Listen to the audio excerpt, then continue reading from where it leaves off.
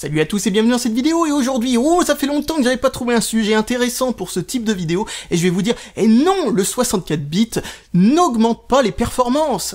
Bon, laissez-moi redire ça d'une deuxième façon, parce que je sais que la moitié d'entre vous sont en train de mettre en pause immédiatement la vidéo pour essayer de me dire un truc dans les commentaires du style « Non, non, c'est pas vrai, et tout ça, j'ai vu la différence, moi, etc., etc. » Bon, bref, non, donc je vais le redire une deuxième fois, et non, dans la grande majorité des cas, y compris des utilisations extrêmement exigeantes d'un PC, le seul mot qui peut servir à définir la différence qu'il y a entre le 32 bits et le 64 bits est le mot « négligeable ». Voilà, j'espère que ça aura mis d'accord pas mal d'entre vous qui étaient en train de se dire « Oh, j'ai vu 1% de différence, oh là là là !» Non, bon, et je vais vous dire aussi une deuxième chose, c'est que le passage du 32 bits au 64 bits peut augmenter énormément les performances, genre vous comparez un processeur 32 bits à un processeur 64 bits et vous vous dites « Oh, il y a énormément de différence, etc. » Non, ce que je veux dire par là, ce n'est pas que passer d'un 32 bits à un 64 bits n'a aucun intérêt en termes de performance. Ce que je veux dire par là, c'est que la différence de performance n'est pas résultante du fait que l'on est passé de 32 à 64 bits directement, mais de quelque chose d'autre qui a été fait en arrière-plan, d'une différence, en fin de compte, de performance qui vient d'une autre modification qui a été faite et que les constructeurs du processeur, comme pour les processeurs de type x86, c'est-à-dire ceux des ordinateurs, les processeurs Intel et AMD, justement, par exemple, pour ne citer que ces deux marques, parce que ce sont quasiment que les deux seules marques qui font ce type de processeur, eh bien, donc, quand on est passé du 32 bits au 64 bits sur un processeur Intel ou AMD, la différence a été assez haute, mais pas non plus significative, mais assez haute, c'est-à-dire quantifiable parfois au-delà de 10%, à cause du fait non pas qu'on est passé de 32 à 64 bits, mais du fait qu'ils ont profité de ce changement qui est incompatible. C'est-à-dire en gros que un programme 64 bits ne tournera pas sur un processeur 32 bits, donc ils ont fait ce changement qui crée des incompatibilités, et donc ils ont profité de ce changement pour faire quelques autres modifications, eux aussi incompatibles, mais qui ont des implications en termes de performance qui sont bien plus gros que le fait de passer de 32 à 64 bits. En l'occurrence, pour ce type de processeur, le changement a été de passer de doubler le nombre de registres qu'il y a à l'intérieur du processeur, c'est-à-dire les petites zones qui permettent de pouvoir stocker quelques petites informations le temps de les traiter, c'est-à-dire par exemple multiplier tel registre avec tel registre et obtenir le résultat, par exemple. Vous voyez un petit peu à quoi ça sert un registre, c'est pour stocker une information, et ensuite l'utiliser contre une autre information et obtenir un résultat. Donc ces registres-là, il y en a le double, ce qui veut dire qu'il y a moins besoin de faire en sorte de vider tel registre, re-remplir une autre information dans tel registre, etc., etc., vu qu'il y en a 2 fois plus, et donc 2 fois plus veut dire 2 fois moins besoin, en théorie, de vider ces registres et de les re-remplir par des informations différentes. Ceci augmente énormément les performances, mais ceci aurait pu être fait tout simplement en restant en 32 bits, s'il n'y avait pas eu besoin de passer du 32 au 64 bits. Maintenant, à quoi sert réellement le fait de passer de 32 à 64 bits, ou de 64 bits à 128 bits, bon là on n'y est pas encore, hein, ou de passer de 8 à 16 bits, de 16 à 32 bits, enfin vous voyez ce que je veux dire? Pourquoi changer ça? Et à quoi ça sert en fin de compte? Alors, changer le nombre de bits en utilisation interne à l'intérieur du processeur, en fait, ça augmente la taille de chaque paquet, c'est-à-dire la taille maximale. Enfin, la taille tout court, parce que de toute façon, elle peut pas se réduire, sauf sur les processeurs ARM, il y a une technique qui permet de faire ça, mais enfin bon, on va pas parler de ça. Donc, qu'est-ce que je disais? Oui, le nombre de bits que fait une information. Quand on donne une information qui vient de la mémoire vive au processeur, qui rentre dans le processeur et qui est traitée par le processeur, eh bien, cette information contient un certain nombre de bits. Un bit, c'est quoi? C'est un 0 ou un 1. Et donc, quand c'est un processeur 16 bits, il y en a 16 de suite. Quand c'est un processeur 64 bits, il y en a 64 de suite, et c'est ça qui constitue l'information. Alors vous allez me dire, ok, c'est une bonne chose d'augmenter, parce que ça fait 2 fois plus d'informations à traiter en une fraction de seconde, c'est beaucoup mieux, ça fait 2 fois plus de performance. Et c'est là où c'est faux, c'est parce que en fait, ça fonctionne pas vraiment comme ça, parce que ce qui compte à l'intérieur d'un processeur, ce n'est pas le nombre d'informations que l'on stocke à l'intérieur d'une seule information donnée, parce qu'habituellement ces informations ne remplissent pas tout ça. Bon, ça peut arriver que ça remplisse l'intégralité d'un paquet, on va appeler ça comme ça pour simplifier, mais en réalité, c'est pas vraiment ça qui a la plus grande pénalité. Ce qui a la plus grande pénalité, c'est l'opération en elle-même que l'on fait là-dessus. Donc, au final, on se retrouve pas à avoir une énorme différence de performance rien qu'à cause de ça. Bien au contraire, la plupart du temps, on n'a absolument aucune différence à cause de ça.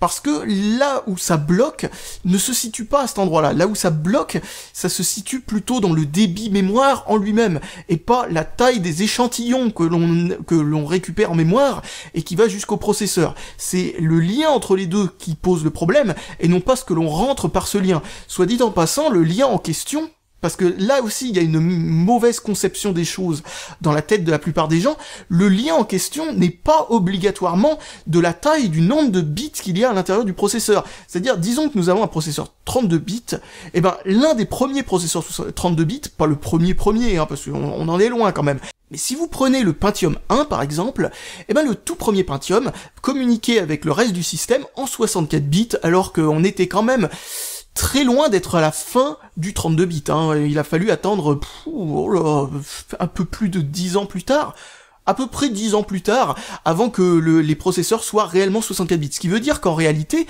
même si le processeur fonctionne en 32 bits à l'intérieur, eh bien le reste du système peut communiquer d'une manière complètement différente, il n'y a pas de bridage à l'intérieur de tout ça, et pire encore, les programmes, le système d'exploitation peut lui-même être 32 bits, tout en faisant en sorte que le processeur fonctionne en 256 bits ou je ne sais quoi, en interne. Il y a, en gros, le nombre de bits dont je vous parle n'est pas du tout en rapport avec le fonctionnement interne du processeur, mais en relation avec la façon que communiquent les programmes avec le processeur. Et cette méthode-là peut rester 32 bits sans aucun problème, tout en faisant en sorte que le processeur lui-même en interne fonctionne pas du tout de la même façon. Il y a eu des projets par Transmeta, il me semble que c'est ça la marque, qui voulaient faire des processeurs qui fonctionnaient en 256 bits, tout en étant compatibles 32-64 bits, pour la façon dont ils s'interfacent avec les programmes dans le système. Et soit dit en passant, leur but de faire ça, c'était d'obtenir de meilleures performances par watt, c'est-à-dire faire en sorte que le processeur consomme moins, tout en ayant des performances qui soient les mêmes, ou consomment autant tout en ayant de meilleures performances qu'un processeur normal. Ils sont pas vraiment arrivés là, mais l'idée, en théorie, l'idée qu'ils utilisaient était bonne et permettait logiquement de meilleures performances. Peut-être pas substantiellement, mais de meilleures performances, tout en restant d'une manière plus ou moins pratique en 32 bits, étant donné que les programmes restent 32 bits, reste totalement inchangé dans l'utilisation de cette chose-là. Donc ce que nous allons parler, c'est tout bêtement d'un moment où ça force les développeurs à recompiler le programme, c'est-à-dire en fin de compte l'adapter de 32 bits à 64 bits, et que c'est là où on verrait un changement, c'est-à-dire que c'est du passage de cette façon d'avoir un programme à l'autre façon d'avoir un programme, et là on verrait une différence, et non pas de la méthode qui consisterait à modifier intégralement le hardware de telle manière que ce serait totalement transparent pour les programmes. Donc s'il n'y a aucune différence en termes de performance en passant de 32 à 64 bits, si ce n'est que le 32 à 64 bits qui a été modifié dans le système, comme sur les ARM, de 32 à 64 bits, il n'y a absolument aucune différence de performance. Alors qu'est-ce qui justifie le passage de 32 à 64 bits? Étant donné qu'il n'y a aucune différence de performance, pourquoi se casser les pieds, se casser la tête à faire cette modification? Étant donné que ça demande quand même quelques ressources, ça demande plus de tests à faire, ça demande plus de complexité dans le programme, enfin bref, ça demande beaucoup de travail tout bêtement. Alors pourquoi le faire si c'est inutile? Eh bien parce que ce n'est pas inutile. La différence qu'il y a qui justifie ça, c'est le fait de passer une barrière en termes de quantité de RAM que l'on peut utiliser avec un tel système. C'est-à-dire qu'en fin de compte, en 32 bits, on ne peut adresser qu'à partir d'un certain point une quantité de RAM. Alors je vais vous expliquer pourquoi. C'est que tout bêtement dans 32 bits, on peut emmagasiner que un certain nombre, quoi. On peut, au bout d'un certain temps, on ne pourra pas dire, on pourra plus compter en fait. On sera arrivé au dernier chiffre. C'est comme si nous on nous disait que l'on peut calculer en, vous savez, de 0 à 9999, mais on ne peut pas aller plus loin, parce que la feuille de papier est trop petite, par exemple. La feuille de papier, c'est le nombre de bits, en fait. Et la largeur de la feuille de papier, c'est le nombre de bits, encore une fois, et vous pouvez pas écrire plus petit pour écrire 9999, et rajouter ensuite un dernier 9 derrière, et se dire, oh voilà, c'est bon, on a réussi à obtenir un peu plus. Non, ça c'est pas possible, on est obligé d'utiliser une feuille de papier un peu plus large. Et bien c'est ça, passer de 32 à 64 bits, c'est de pouvoir doubler la largeur de la feuille de papier, pour que, au lieu de pouvoir aller jusqu'à 9999, après, ensuite, vous rajoutez 9999 encore derrière. Voilà, vous passez de 4 décimales à 8. Ce qui, en toute logique, vous permet de compter beaucoup plus haut. Et donc, en gros, quand vous adressez de la mémoire, c'est-à-dire quand vous comptez à quel endroit, par exemple, se situe le programme dans la mémoire vive, eh bien, il faut, bien entendu, pouvoir compter jusqu'à cet endroit-là. Et donc, quand on arrive au maximum, que l'on peut plus compter plus loin, en fin de compte, eh bien, c'est là où on est arrivé à un maximum que l'on peut plus dépasser. Donc, nous sommes obligés de passer du 32 au 64 bits. Pour ce qui est du 32 au 64 bits, la limite était à 3 gigaoctets. Donc à 3 Go, vous êtes au maximum, vous pouvez pas compter jusqu'à 4 en fin de compte. Vous êtes coincé à cet endroit-là. Donc parce que vous comptez en fait en octets, je suppose d'ailleurs, je me suis pas posé la question de comment c'était compté. Enfin bref, vous ne pouvez pas compter plus loin que là où vous en êtes. Non, en fait, maintenant que j'y pense, on doit certainement compter en blocs de 32 bits, un truc du genre, enfin bref, voilà. Et donc, il y a quelque chose qui permet de passer outre ça, mais qui n'est pas du tout idéal, ce qui est le PAE. Alors je sais que certains d'entre vous vont certainement me dire ça dans les commentaires, et c'est pour ça que j'anticipe. Le PAE, en fin de compte, ça permet de faire en sorte que un processeur 32 bits puisse compter en 48 bits, si ma mémoire est bonne, et donc puisse faire en sorte d'avoir plus de mémoire vive que ce que le maximum de mémoire vive que l'on peut avoir en 32 bits théorique est, c'est-à-dire qu'on peut augmenter ce maximum théorique. Mais le problème, c'est que ça ne règle pas le problème que l'on ne peut pas associer à un programme plus de 3 gigaoctets. Alors ça veut dire qu'en fin de compte, vous pouvez, si vous avez plusieurs programmes qui tournent en même temps dans votre PC, faire en sorte que chacun de ces programmes puisse utiliser au maximum 3 gigaoctets, mais un programme tout seul ne pourra pas utiliser 6 gigaoctets par exemple. Et donc, vous êtes bloqué à ce niveau-là, vous pouvez pas faire en sorte, enfin, il y a toujours des limitations.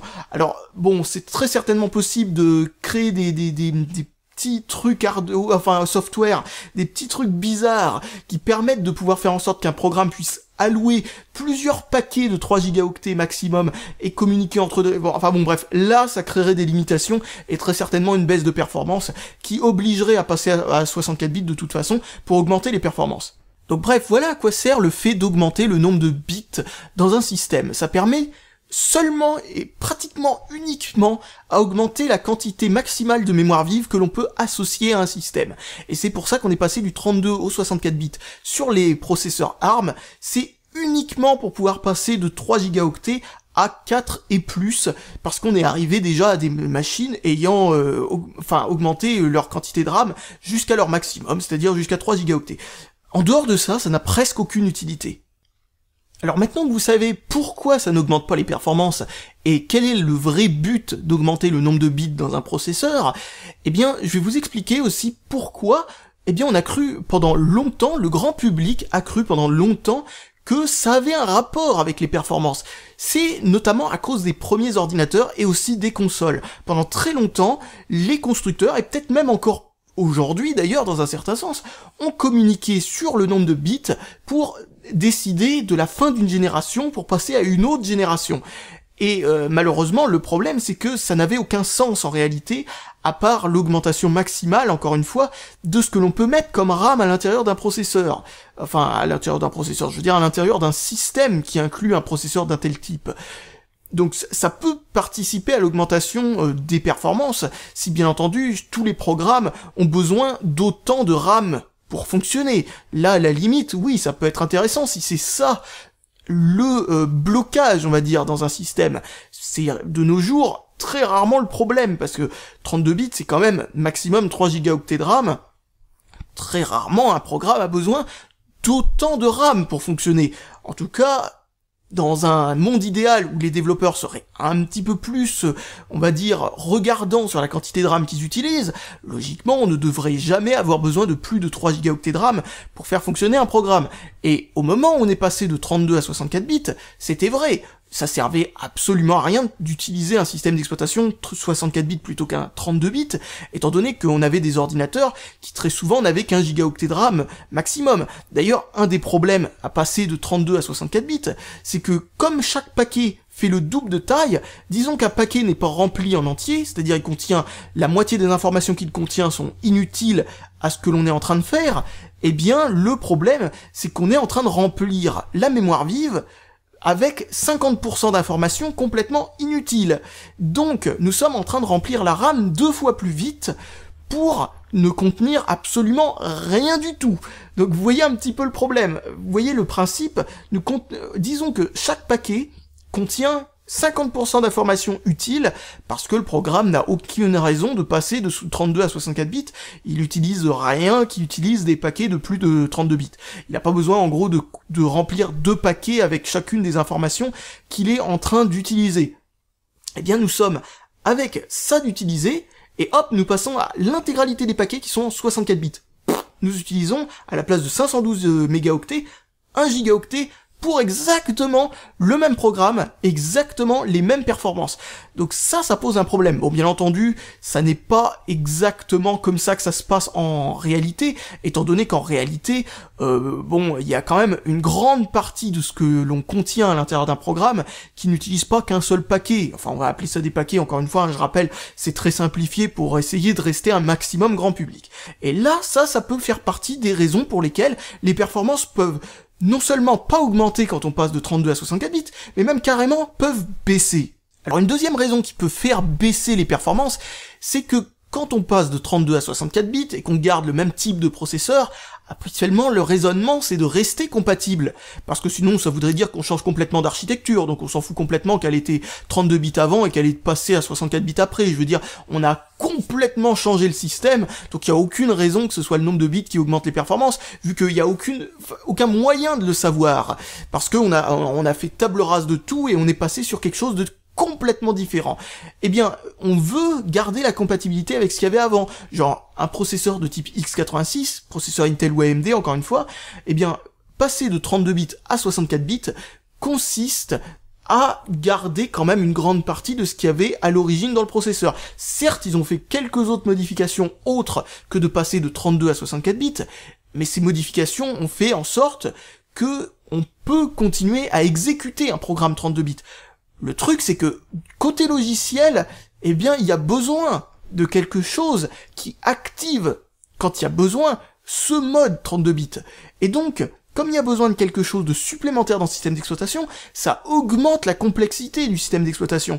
Et donc, ça prend plus de place dans la mémoire système pour stocker ça, et ça prend aussi de la place en RAM, parce qu'il faut bien entendu qu'il y ait ces embranchements à l'intérieur du système d'exploitation qui dit ceci est un programme 32 bits, on va utiliser tout ce qui est compatibilité 32 bits, ceci est un programme 64 bits, on va passer dans l'autre direction, l'autre embranchement qui est compatible 64 bits.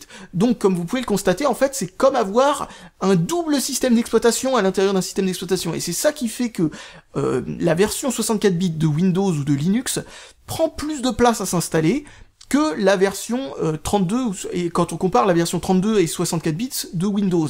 Donc quand on compare l'une et l'autre, on se rend compte que l'on prend quand même une part significative dans le disque dur supplémentaire pour l'installation, et qu'en RAM, eh bien on utilise aussi significativement plus de mémoire vive pour exécuter ces deux embranchements différents, ces deux façons différentes d'exécuter les programmes. Donc encore une fois, si on manque de mémoire vive, certes on peut avoir plus de mémoire vive maximum, mais tant qu'on n'a pas atteint ce maximum, ça veut dire que on est obligé d'avoir moins de mémoire vive disponible quand on est en 64 bits que quand on est en 32 bits. Donc prenons deux systèmes avec seulement 1 gigaoctet de RAM, l'un utilisera en utilisant aucun programme, en exécutant rien du tout, juste le système d'exploitation lui-même, prendra 1 gigaoctet sur le stockage. On va prendre Android en 32 bits, prendra 1 gigaoctet dans le stockage, et prendra en RAM, on va dire, 300 mégaoctets. la version 64 bits du même système d'exploitation prendra plutôt 400 mégaoctets de RAM et prendra, on va dire, entre 1,5 et 2 gigaoctets de place en mémoire, donc c'est significativement plus, et c'est, enfin voilà, c'est vraiment, donc ça s'empile quoi, il y a le fait que les programmes en eux-mêmes prennent plus de place en RAM, plus le fait qu'il y a besoin d'ajouter une couche de compatibilité pour les anciens programmes à l'intérieur du système d'exploitation, qui lui aussi gonfle la place en mémoire, et il y a aussi les programmes en eux-mêmes sur le disque dur, qui vont prendre plus de place avec, et cette couche de compatibilité supplémentaire qui eux aussi vont faire gonfler l'espace que va prendre le système d'exploitation. Donc tout mis bout à bout, si on n'augmente pas la quantité de RAM au-delà de ce que peut supporter, ou à peu près égal à ce que peut supporter le maximum de l'ancienne génération, c'est-à-dire le maximum de ce que peut supporter le 32 bits, eh bien, il n'y a pas vraiment d'intérêt à passer au 64 bits. Surtout quand il n'y a aucune différence de performance entre le 64 bits et le 32 bits. Et donc, quand on est passé de 32 à 64 bits pour les processeurs Intel, encore une fois, je vous le rappelle, la différence de performance n'a aucun rapport avec le passage du 32 au 64 bits lui-même. Il a un rapport avec d'autres modifications incompatibles totalement indépendantes du passage de 32 au 64 bits qui augmentent les performances dans ce cas-là. Et encore, là aussi, ça reste suffisamment négligeable pour faire en sorte que il est préférable de rester en 32 bits tant qu'on n'atteint pas un minimum de 2 gigaoctets, voire même 3 gigaoctets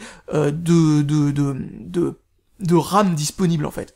Pour ce qui est des processeurs ARM, c'est encore pire parce qu'il n'y a absolument aucune modification autre que le passage de 32 à 64 bits qui a été fait. Donc il n'y a aucune différence de performance à faire fonctionner un processeur en mode compatibilité 32 bits ou un processeur totalement 32 bits resté en 32 bits parce qu'il peut pas faire autrement parce que c'est un processeur uniquement 32 bits et le comparer à un processeur 64 bits qui serait exactement, strictement au même niveau de performance. Alors vous allez me dire que par exemple les Cortex A53, qui sont les nouveaux processeurs 64 bits ARM, sont plus performants que les Cortex A7, qui étaient les processeurs du même type de chez ARM, qui étaient de la génération précédente, et eux uniquement en 32 bits. Alors certaines personnes pourraient peut-être faire l'amalgame en disant que c'est grâce aux 64 bits, mais non, cette différence de performance est là quand on compare l'utilisation en mode 32 bits du Cortex A53 face au Cortex A7, lui aussi en 32 bits. Ça n'a rien à voir avec le 64 bits, étant donné que le Cortex A53 est utilisé en mode strictement et uniquement en mode 32 bits simple. Il n'y a absolument donc rien qui fait en sorte, dans le mode 64 bits, d'augmenter les performances. Parce que si on compare le Cortex A53 à ce propre Cortex A53 strictement identique, duquel on installe d'un côté le système d'exploitation en 32 bits et de l'autre côté le système d'exploitation en 64 bits sur le même processeur, encore une fois, dans les mêmes conditions exactement identiques, etc., etc. Et on s'aperçoit, par exemple, qu'avec un benchmark comme Geekbench, qui utilise directement le processeur et qui l'utilise de manière assez intensive, qu'il n'y a absolument aucune différence entre les deux. Alors, certains ont vite sauté sur l'occasion pour dire que le 64 bits augmentait les performances, et je pointe du doigt certains journalistes qui ont par exemple vu que le premier processeur 64 bits qu'a sorti Apple sur leur iPhone 5S était plus performant que les précédents, et on dit « Oh, c'est grâce aux 64 bits, c'est grâce aux 64 bits !»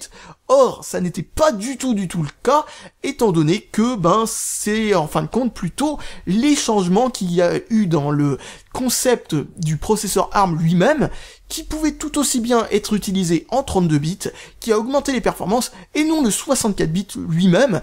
Mais s'il y a des modifications incompatibles qui sont autres que le passage de 32 à 64 bits, là il peut y avoir des modifications. Mais encore une fois, ce que j'explique dans cette vidéo, c'est que le passage brut de 32 bits à 64 bits, sans aucune autre modification dans l'architecture du processeur, dans la façon dont a le processeur de communiquer avec les programmes qu'il exécute, eh bien, s'il n'y a pas de modification autre que ça, c'est-à-dire dans les instructions qu'il exécute, eh bien, il n'y a aucune différence de performance. Ce qui peut faire penser justement qu'il y a une différence de performance, c'est que très souvent, quand on induit à l'intérieur d'une architecture processeur une modification incompatible, eh bien, ou en tout cas incompatible dans un sens, hein, pas forcément incompatible dans les deux sens et casser tout, mais dès qu'on crée une compatibilité qui fonctionne que dans un sens, c'est-à-dire que le 32 bits fonctionne sur un processeur 64 bits,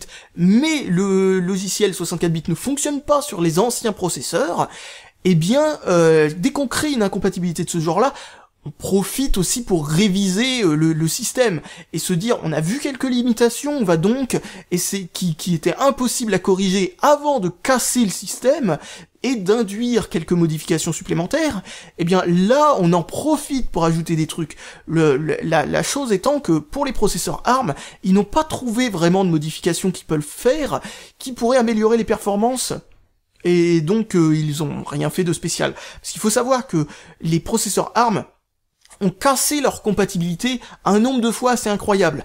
A priori, entre chaque version d'ARM, c'est-à-dire le ARM V quelque chose, à ARM V quelque chose, à ARM V quelque chose, à ARM V quelque chose, c'est-à-dire ARM version quelque chose, c'est-à-dire version 4 est compatible seulement avec les programmes de version 4 et version 5 est compatible avec les programmes de version 4 et de version 5 et version 6 est compatible avec les programmes de version 5 et version 6 et version 4, mais les programmes de version 6 ne sont pas compatibles avec les anciens, etc., etc. En gros, les processeurs ARM ont cassé leur compatibilité un nombre de fois tellement grand que arrivé à ARM V7, la version qu'on utilisait avant ARM V8, c'est-à-dire avant la version 64 bits, eh bien, quand ils ont cassé la compatibilité à ce moment-là, ils ont fait tellement de modifications qui étaient pratiquement optimales, qu'ils n'ont rien eu à faire en passant à la nouvelle version. Donc au final, ils ont fait juste un portage vers le 64 bits, pratiquement totalement identique à ce qu'il y avait dans la version 7 qui était en 32 bits. Donc là, c'est vraiment typiquement le genre de truc qui ne se produisent pratiquement jamais, c'est-à-dire que passer de 32 bits à 64 bits n'augmente pas les performances, certes, parce que passer de 32 bits à 64 bits n'augmente de toute façon quasiment pas les performances, mais aussi parce qu'ils n'ont rien eu à faire de supplémentaire dans le processeur qui aurait pu augmenter les performances, et donc profiter de cette rupture pour faire des modifications substantielles au système qui auraient été incompatibles. Ils avaient rien à faire, donc ils ont rien fait. Donc là, on peut voir par A plus B que l'augmentation de 32 à 64 bits, si ça avait été pour n'importe quel processeur, pour n'importe quel système, passer sans rien faire de plus que de passer de 32 bits à 64 bits, n'a aucun impact sur les performances. Et là, ça le prouve par A plus B. Mais même sans ça, j'aurais pu en être certain, parce que de toute façon, ça se voit, quoi. C'est pas ça qui va changer les performances du système, parce que ça n'a jamais été ça, la limitation. La limitation se trouve, en matière de performance, toujours ailleurs. On peut toujours faire en sorte que parce que en fin de compte, les paquets que l'on donne au processeur ne sont pas forcément ce que le processeur réellement utilise en interne pour son exécution, car encore une fois, comme je vous l'ai expliqué, c'est pas parce que l'on donne des paquets en 32 bits au processeur que le processeur lui-même ne peut pas couper ses paquets de 32 bits en plusieurs morceaux, ou ne peut pas assembler plusieurs morceaux de paquets de 32 bits en un giga paquet qui va lui-même être exécuté en une seule fois. Enfin, en gros, le processeur lui-même ne fonctionne pas forcément tel que les programmes qu'on envoie au processeur pensent qu'il fonctionne. En gros, ce que l'on envoie au processeur pourra être mâché, simplifié et digéré par le processeur d'une manière totalement différente, et c'est beaucoup plus efficace de la part d'un constructeur de processeur de changer complètement la façon qu'a le processeur de fonctionner en interne que de dire aux développeurs de changer complètement la façon dont ils fournissent le programme au processeur. En gros, il est plus facile au processeur de garder exactement, enfin d'une génération à l'autre, genre par exemple du Pentium 2 au Pentium 3 au Pentium 4, de garder exactement, strictement la même façon qu'ont les programmes de communiquer avec le processeur, mais que le processeur lui-même change de manière substantielle et complètement révolutionne complètement la façon que le processeur a à prendre ces informations et les traiter lui-même d'une manière complètement différente. Et en fin de compte, comment expliquer ça? Vous voyez, à l'intérieur d'un processeur, il y a plusieurs types de mécanismes qui analysent les données et les traitent d'une manière différente, les découpent, les réagencent, et les traitent même pas dans l'ordre dans lesquels le programme le donne. C'est-à-dire que le programme peut donner des données les unes derrière les autres, le processeur va les prendre, les inverser complètement, et les redonner les réordonner, etc., et les redonner dans l'ordre que s'attend le programme à les recevoir. Mais pendant le processus qui consiste à calculer ce qui se passe dans le processeur, enfin ce qui se passe réellement dans le processeur, et qui calcule les données, ce processus-là est complètement différent que la façon dont fonctionnent les programmes réellement, et la façon dont, en fin de compte, comment expliquer ça? Les programmes, autrefois, fonctionnaient réellement tel que le processeur fonctionne. Mais à partir du premier Pentium, si je me rappelle bien, c'est le Pentium qui a commencé à créer cette révolution, le processeur ne fonctionne strictement pas du tout comme les programmes fonctionnent. C'est-à-dire qu'en fin de compte, on donne une information, une opération à faire, et à l'intérieur du processeur, ça peut résulter en plusieurs opérations, non pas une, mais peut-être 20 opérations, au lieu d'une seule, qui sont traitées. Parfois, le processeur peut même traiter, non pas une opération en même temps, mais plusieurs opérations en même temps. Donc, ça paraît complètement... enfin, c'est impossible, en fin de compte, de penser que le nombre de bits a vraiment un impact significatif sur les performances d'un processeur. Parce que en interne, ça n'a absolument aucun sens. Au contraire, j'ai tendance à penser que ça pourrait avoir plus d'impact négatif que d'impact positif, tant que l'on n'atteint pas une limite de la précédente façon de créer les programmes. Comme je le disais, passer du 32 au 64 bits, bien avant qu'on atteigne la limite de RAM disponible pour l'ancienne génération est stupide. Par exemple, si on était passé de 32 à 64 bits alors que les téléphones contenaient que 256 mégaoctets de RAM, ça aurait été stupide, parce que ça aurait gâché de la RAM pour rien. Donc c'est pas un hasard s'ils ont attendu que les téléphones sortent, que la plupart des téléphones haut de gamme ont 3 gigaoctets de RAM pour que enfin on passe du 32 au 64 bits. Avoir un téléphone avec seulement 1 gigaoctet de RAM et un processeur 64 bits utilisé en tant que processeur 64 bits et non pas en compatibilité 32 bits est stupide. Et je pointe d'ailleurs une marque très haut de gamme du doigt pour avoir fait ça, parce que impossible pour moi de comprendre pourquoi les iPhones ont 1 gigaoctet de RAM et ont un processeur 64 bits utilisé en mode 64 bits. Pour moi, ça paraît un gâchis de RAM et un choix complètement incompréhensible. Parce que, comme je vous l'ai expliqué dans toute cette vidéo, c'est un gâchis de RAM, un gâchis de place en ROM, un gâchis de place en RAM. Il n'y a aucun sens à faire ça. Ça ne sert à rien en fait. Sauf à faire en sorte que l'ancienne génération en 32 bits consomme bizarrement moins de RAM que la nouvelle génération, et donc procure une sorte de supériorité à l'ancienne génération, non pas en termes de performance brute, parce que le processeur a d'autres raisons d'être moins performant, mais en termes de RAM utilisée, donc c'est bizarre. Allez, salut à tous et à la prochaine!